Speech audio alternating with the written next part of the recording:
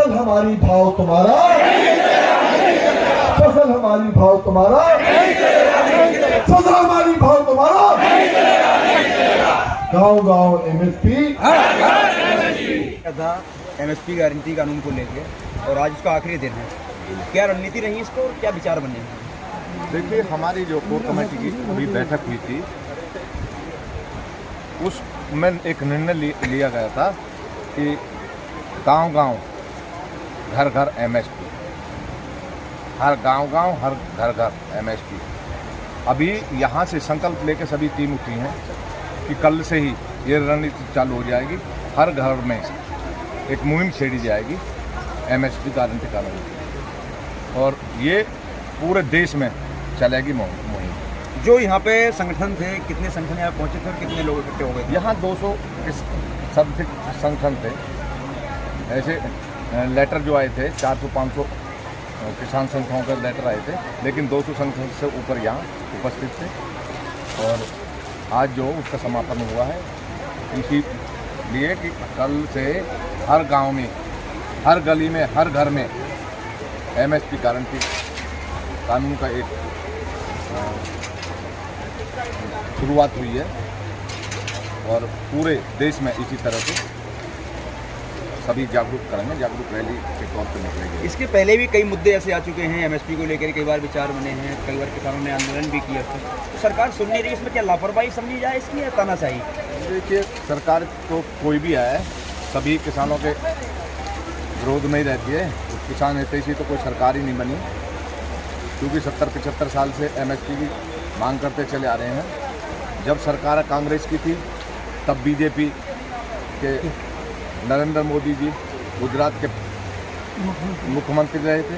उस टाइम उन्होंने विपक्ष में बैठे थे, उस टाइम एमएसपी गारंटी कानून के लिए विरोध कर रहे थे, भाई ये बने, किसानों के साथ में खड़े थे। अब वो खुद प्रधानमंत्री हैं, उनसे हम मांग कर रहे हैं कि आप जब आवाज़ उठा रहे थे, तो अभी तो आप खुद सक्षम हैं उस निर्णय को लेने के लिए। आप एमएसपी गारंटी कानून बना कर दें, क्यों किसानों को परेशान कर रहे हैं? और हमारी ये मुहिम पूरे देश में चलेगी, और आप लोगों के माध्यम से, सोशल मीडिया के माध्यम से, जिलाधिकारी के माध्यम से हम माननीय प्रधानमंत्री को लेटर देंगे, और जो लेटर दिए जाएंगे उन लेटरों को हम मार्च में एक ट्रॉली में भर के माननीय प्रधानमंत्री जी को सौंपेंगे। जैसे आपने मंच के माध्यम से एक ऐलान कर दिया है कि 31 दिसंबर 2023 हम कानून पास करा के रहेंगे, अगर पास नहीं होता तो आगे नीति क्या रहेगी? क्यों नहीं होगा? हम तो गारंटी कानून बनवा के छोड़ेंगे 23 तक। ऐसा हो ही नहीं सकता। पूरे देश में हमने मुहिम छेड़ी है कल से, हर गांव में, हर घर घर में। सरकार ही नहीं आएगी यदि ये एमएसपी हम इसी सरकार से लेंगे। ये नहीं है कि भाई हमारी सरकार बनेगी तब लेंगे, बनी बनाई सरकार से लेंगे। एमएसपी गारंटी कानून बनवा के छोड़ेंगे। क्या आपको ऐसा लगता है कि सरकार अपने मुद्दों से भटक रही है? सरकार तो कोई भी रहे मुद्दे से भटक गई है। जब उन्हें चुनाव वोटों की ज़रूरत होती है, तब तो वो नए नए बड़े बड़े वादे करते हैं, हम किसान के लिए ये करेंगे, किसान के लिए वो करेंगे, लेकिन वो वादे एक जुमले की तरह होते हैं। एमएसपी की लड़ाई है, तक 2-3 साल से मैं कंटिन्यू देख रहा हूँ, वैसे लंबे समय से चल रही है। 3 साल से अगर आज तक सुनवाई नहीं हुई, तो आगे सुनवाई होगी, इसकी क्या गारंटी लग रही है? गारंटी, हमें अपनों ऊपर भरोसा है, किसानों के ऊपर भरोसा है।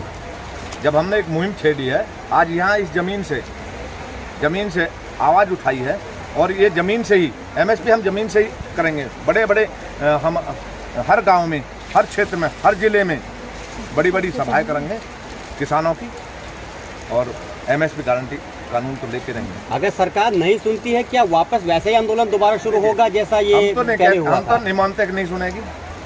जब उनके पास में पूरे देश के किसान की एक ही आवाज़ होगी, तो वो सुनेंगे क्यों नहीं? उन्हें सुनना पड़ेगा, मजबूर कर देंगे हम सुनने के लिए।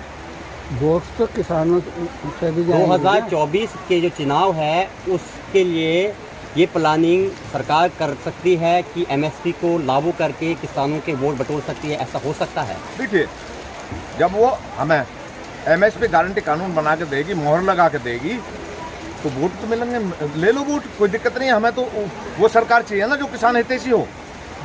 काम नहीं तो वोट नहीं, काम नहीं तो वोट नहीं। आज उसका समापन होने जा रहा है। क्या डिसाइड हुआ इसमें और क्या मांगे रही आपकी, इसमें क्या निर्णय रहा है? देखिए MSP तो हम लोग करीब, मैं खुद व्यक्तिगत 22 साल पहले हाईकोर्ट में गया था MSP के। मोदी जी क्या कहते हैं, MSP थी, MSP है, MSP रहेगी। हम लोगों का यहाँ पर यह है कि मोदी जी, हम आप ही की बात कर रहे हैं, अपनी बात पे मोहर तो लगा लो। हम यही कह रहे हैं आपको, MSP थी, MSP है, MSP रहेगी, पर उसकी गारंटी दे लो ना। हम तो किसान आदमी पट्टा चाहते हैं। आप तो खेती जोत लो, गांव सभा की जमीन जोत लो, भाई जोतने के लिए पट्टा तो दो दे पहले, कल को भगा दोगे तुम वहाँ से हम।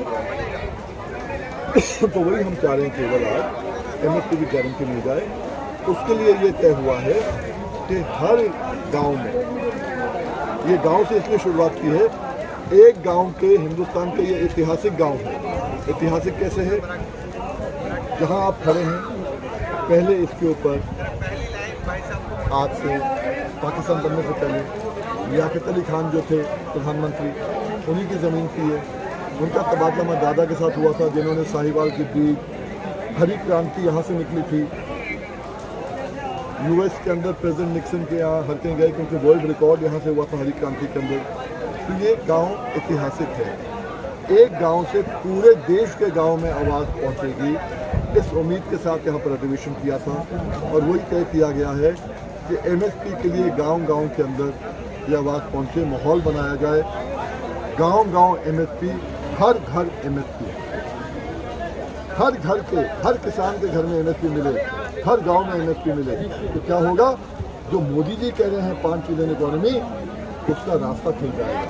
क्योंकि सरकार का तो कहना लगातार ये है कि जितनी भी योजनाएं बनाई गई वो सारी किसानों के हित में है। इसमें किसान जो है 80% किसान खुश है। चलो मैं मान लेता हूँ कि हम लोग 20% में से हैं। मुझे को एक आदमी बताओ, देखो ऐसा है, बातें करनी सबको आती हैं। प्रधानमंत्री हैं, जो कहेंगे सच मानना पड़ेगा, क्योंकि प्रधानमंत्री हैं। हकीकत क्या है, आज उत्तर प्रदेश में सबसे ज़्यादा गन्ना होता है। कहते हैं गन्ना किसान खुशहाल है, मिल मालिक घाटे का सौदा कर रहे हैं। आज बाजार में 2 मिलों की 16 मिल कर ली है पिछले 20 साल में। बलरामपुर ने 1 मिल की 10 मिल कर ली है, धामपुर ने 1 मिल की 9 मिल कर ली है। मुझे एक किसान बता दो तो खुशहाल हो, और जिसके 2 बीघे की 16 बीघे हो गई हो, 1 बीघे की 9 बीघे हो गई हो, 1 बीघे की 10 बीघे, एक बता दो ना खुशहाल है। खुशहाल कौन है? आज जहां इनकी फैक्ट्री पे फैक्ट्री बन रही है, किसान आत्महत्या कर रहे हैं। 4 लाख किसान आत्महत्या कर चुका है पिछले 20 साल के अंदर। किसान, मजदूर की बात नहीं कर रहा हूँ, किसान की बात कर रहा हूँ। तो कहाँ ये खुशहाली है? इनके जो आंकड़े हैं कि किसान खुशहाल है, 80% खुशहाल है, आप कहने को जो भी कह लो, क्या फ़र्क पड़ रहा है? क्या फ़र्क पड़ रहा है? मोदी जी कहते हैं कि हमारे को जब अमेरिका में बोलने का समय मिला तो हमने कहा कि हम अपने किसानों को ये चीज़ें दे रहे हैं कि हमने जो है उनको सब्सिडी काफ़ी ज़्यादा दी है। अमेरिका वालों ने कहा कि आप इतनी सब्सिडी किसानों को कैसे दे सकते हैं, आप इतना बजट कहाँ से लाते हैं? क्या कहना चाहें इसके बारे में आप? मोदी जी की सरकार है 8 साल, 75 साल में से 8 साल कितने होते हैं भाई? और सब्सिडी कब से मिल रही है? और ना दो सब्सिडी, कौन मांग रहा है सब्सिडी? 200 साल पहले चलो ना टाटा था, ना बिरला था, ना अडानी था, ना अंबानी था। हमारे बल पे, हमारे बाबा के बल पे, उनके बाबा के बल पे, उनके बाबा के बल पर ये सोने की चिड़िया थी। ना सब्सिडी थी, ना फैक्ट्री थी। इसे देश को बनाना, कृषि प्रधान देश है। इस मिट्टी में इतनी ताकत है कि जो किसान चाहे वो हो। बनस्पत किसान बने के रहे, जात बरादरी में और धर्म के ऊपर परिवर्तन करके, धर्म के ऊपर जो है बटे ना। हर गांव के अंदर बैनर लगेंगे, हर गांव के अंदर वॉल राइटिंग होगी, हर गांव से एक एक पत्र भेजा जाएगा मोदी जी को कि हमें MSP चाहिए। आज देश में 31 रुपये से कम कोई चीनी नहीं खरीद सकता, खरीदेगा तो जेल जाएगा। पेट्रोलियम, रिलायंस जब पेट्रोल लगाती है तो आधे रेट पर बेचना चाहती है। सरकार कहती है कि नहीं, सरकारी कंपनी घाटे में आ जाएंगी, इसलिए तुम उससे कम नहीं बेचोगे। जब उनको आप संरक्षण दे रहे हो तो किसानों की क्यों नहीं? हम कहते हैं हमारी फसल टाटा खरीदे, बिरला खरीदे, अडानी खरीदे, अंबानी कोई खरीदे, पर इस रेट से कम नहीं है। क्या बुरा मान रहे हैं? तो ये हमने तय किया है कि चिट्ठी भी लिखेंगे, उसके बाद में जितने चिट्ठियाँ पूरे देश से हैं, लाखों चिट्ठियाँ दिल्ली लेके आएंगे और 23 मार्च को ट्रैक्टर ट्रॉली में डालकर प्रधानमंत्री कार्यालय छोड़ देंगे। आप क्या मानते हैं सर, जिस तरह से इस समय पूरे देश में मोदी जी कहते हैं कि हमने तो बहुत कुछ कर रखा है, क्या जब भारतीय जनता पार्टी की सरकार आई इस समय ही किसानों के साथ अन्याय हुआ या पहले जो सरकार है तो उस समय अन्याय हुआ था? मैंने 75 साल का कोर्ट आया, सरकारें तो बहुत आई, मतलब आज तक किसी सरकार ने कुछ करा नहीं। होता क्या है, मैं आपको सटीक उत्तर दूंगा। जब भाजपा की सरकार है तो कांग्रेस वाले हमारे कंधे से बंदूक चलाते हैं, बोले हमारी सरकार आएगी तो हम कर देंगे। फिर कांग्रेस की सरकार आती है, वाजपेयी जी ले लो, उसके बाद में कांग्रेस की सरकार आती है, तो भाजपा वाले आते हैं हमारे कंधे से बंदूक चलाते हैं, बोले अरे ये बेकार है, हमारी सरकार आएगी तो हम करेंगे। फिर कांग्रेस कुछ नहीं करती, भाजपा आ जाती है, फिर कांग्रेस वापस आ जाती है। तो हमारे कंधों से तो बंदूक चलाते रहते हैं, केवल हम विपक्ष का ही साथ देते हैं। अगर हारे हुए प्रधान को लेकर प्रधान के यहाँ जाओगे, कभी काम होगा क्या? नहीं होगा ना। यही गलती 75 साल से हम करते आए हैं। अब हमारा कहना है, जो सरकार में है तुम्हें हमने बनाया है, तुम ही हमारा काम करोगे, तुम्हें करना पड़ेगा। रामलीला मैदान से पार्लियामेंट स्ट्रीट 3-4 लाख किसान थे, तो 15 दिन के अंदर अंदर मोदी जी ने किसान सम्मान योजना लागू कर दी थी, ना कमेटी ना कुछ। किसान में बहुत ताकत है, बेशक तुमको मालूम चले कि हर गांव में ये आवाज़ आ रही है। अभी मैंने आपको सुना था जब आपने तो ये कहा था कि रोजगार नहीं चाहिए, हमें जीविका चाहिए। तो मैं जीविका और रोजगार में आपसे अंतर जानना चाहती हूँ कि क्या है। मैं आपको अंतर, और आपके लिए पूरे देश को अंतर समझा दूँ। मैंने अभी भी कहा 200 साल पहले जब हम सोने की चिड़िया थे, अखबारों में आपने पढ़ा होगा या आपने किताबों में पढ़ा होगा, जब बचपन में हम स्कूल गए तब देखा होगा कि हिंदुस्तान सोने की चिड़िया थी। उस समय रोजगार कौन करता था? सबके पास अपनी अपनी जीविका थी, खेती करते थे, कृषि प्रधान देश है, खेती करते थे, इतना कमाते थे, बच्चों को भी खिलाते थे, खुद भी खाते थे। रोजगार उनको चाहिए होता जिनके पास जीविका ना हो। आज हम जब रोजगार आंदोलन में भी गए थे, हमने कहा था हमें तो जो है रोजगार नहीं जीविका चाहिए। अगर हमें फसल का पूरा रेट मिल जाएगा, हम किसी की नौकरी क्यों करेंगे भाई? अगर मुझे पूरा पैसा मिल जाएगा, नौकरी क्यों करेंगे? क्यों जाएंगे कनाडा, क्यों जाएंगे कहीं और? हमें पूरा पैसा मिल जाएगा। और जिनके पास जीविका नहीं है वो रोजगार तलाश कर रहे हैं। आज दोनों को, किसान जो है, किसान के बच्चों को रोजगार नहीं मिल रहा है, जीविका नहीं है, इसलिए बच्चों की शादी भी नहीं हो रही गाँव के अंदर। नहीं, ऐसा क्यों है कि हमें मंडियों की या किसी आड़तियों की सहारा लेना पड़ता है? हम डायरेक्ट मार्केट में क्यों नहीं उतार सकते अपनी फसल को? रेट, या तो रेट तय मत करो, रेट हम तय करें। रेट अगर तय करो उससे कम पे खरीदना, यही हम चाह रहे हैं ना। उतारेंगे मार्केट में, उससे कम पे लेना। आप बताओ, डीजल, पेट्रोल, क्या आप सरकारी रेट से कम ले सकते हो? नहीं ले सकते। खाद सरकारी रेट से कम ले सकते हो? नहीं ले सकते। कीटनाशक सरकारी रेट से कम ले सकते हो? नहीं ले सकते। बिजली का बिल देना है, ये कितना बिजली चलती है, सरकारी रेट से कम दे सकते? नहीं दे सकते। उस सरकारी रेट पे तो हमारा आपने मिनिमम सपोर्ट प्राइस बनाया कि अपना तो मैक्सिमम है, मैक्सिमम रिटेल प्राइस जिस पे हम खरीदते हैं।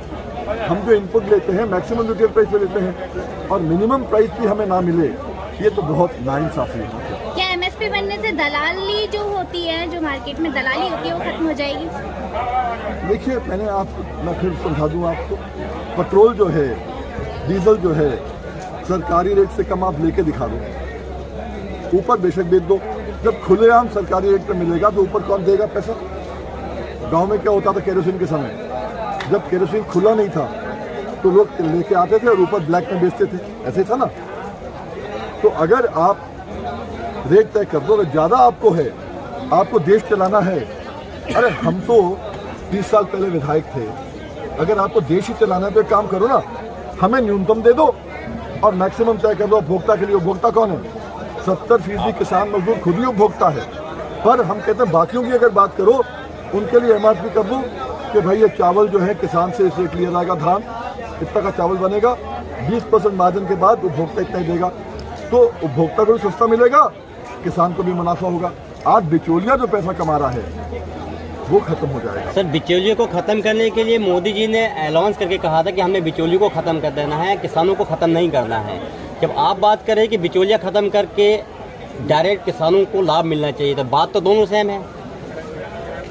कथनी करने में फर्क है, नीति बहुत है, नियत नहीं है।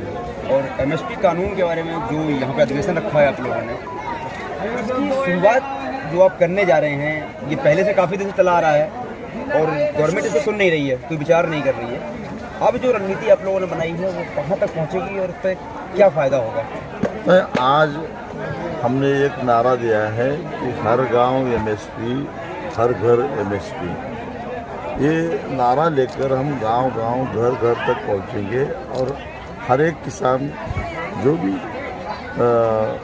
खेती करता है, हर एक किस्म का फसल उगाता है, उस तक पहुंचेंगे और उसको ये समझाएंगे कि ये एमएसपी का अधिकार हमारा कैसा हो सकता है। क्योंकि अगर इस देश में मिनिमम वेज एक्ट हो सकता है, क्योंकि गरीब मजदूरों को मजदूरी मिलनी चाहिए और वो उतनी मिलनी चाहिए जिसके ऊपर उसकी और उसके परिवार की जीविका चलनी चाहिए। तो फिर आज देश में 80% किसान ये मार्जिनल फार्मर्स है, अल्प भूधारक है और उनकी जीविका उसी ज़मीन पर है जो उसके पास बहुत कम है। आप वर्तमान में सांसद हैं और पार्लियामेंट में भी आप बैठते हैं, तो इस पर विचार पार्लियामेंट में बैठ के आपने मुद्दा उठाया इस चीज़ का? हाँ, पार्लियामेंट में भी जब मैं 2018 में एक प्राइवेट मेंबर बिल रखा था और वो बिल यही कहता था कि इस देश के हर एक किसान को एमएसपी का अधिकार है और एमएसपी सिर्फ कागज़ में नहीं रहना चाहिए, एमएसपी का इम्प्लीमेंटेशन होगा। इसका मतलब ये नहीं है कि पूरा का पूरा फसल, पूरा का पूरा अनाज सरकार को खरीदना चाहिए। इसका मतलब ये है कि मार्केट ही आप एमएसपी के लेवल पे सेट करो ताकि एमएसपी से कम दाम से किसी भी ट्रेडर, किसी भी कंपनी, किसी भी व्यक्ति को खरीदने का कोई अधिकार ना रहे और खरीदने का कोशिश करेगा तो वो जेल में जाएगा।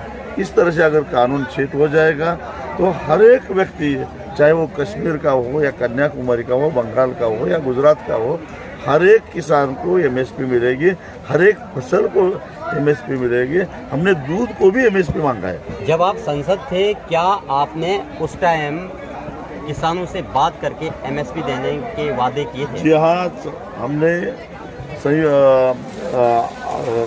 अखिल भारतीय किसान संघर्ष समन्वय समिति के तहत हमने पूरे देश में किसान मुक्ति यात्रा निकाली थी। तकरीबन 11,000 किलोमीटर हमने ट्रैवल करके यात्रा घुमाकर हर एक स्टेट में, हर एक गांव में जाके किसानों के साथ और अलग अलग व्यक्तियों के साथ चर्चा करने के बाद हमने एक ड्राफ्ट बनाया था। वो ड्राफ्ट बनने के बाद हमने एक किसान जन संसद बुलाई थी पार्लियामेंट स्टेट पे, उसमें वो पारित करवा दिया जिसमें तकरीबन 350 किसान संगठन शामिल थे। उसके बाद वो जो ड्राफ्ट फाइनल हुआ, वो ड्राफ्ट लेकर हम पार्लियामेंट के अनेक्स में एक मीटिंग रखी। उसमें विभिन्न पॉलिटिकल पार्टियों को वहाँ इन्वाइट किया और 21 राजनीतिक दलों ने उसके ऊपर क्लास टू क्लास चर्चा करने के बाद उसको सम्मत कर दिया और उसका समर्थन किया, लिखित में समर्थन किया। और उन्होंने ये हमें लिख कर दिया कि जब भी पार्लियामेंट में इसके ऊपर डिबेट होगी, इन 21 पार्टियाँ उस बिल का समर्थन करेगी। लेकिन दुर्भाग्यवश उसके बाद चुनाव आ गए और चुनाव आने के बाद मेरा वो प्राइवेट मेंबर बिल लैप्स हो गया। 1947 से लेके आज तक की बात हम कह रहे हैं कि अगर एमएसपी की बात चल रही है, पिछले 8 से 10 सालों में बड़े जोर शोर से चल रही है। तो इससे पहले एमएसपी की सुनते तो थे, बल्कि वो 1000 आदमी में से एक आदमी का सुनते थे। क्या आपको ऐसा लगता है जब 70-75 साल हो गए देश को आज़ाद हुए को, तब एमएसपी नहीं लानी चाहिए थी? आज जो हम कानून लड़ रहे हैं, ये बहुत बड़ी भूल है। जो भी पार्टियां सत्ता में आ गई उनकी बहुत बड़ी भूल थी।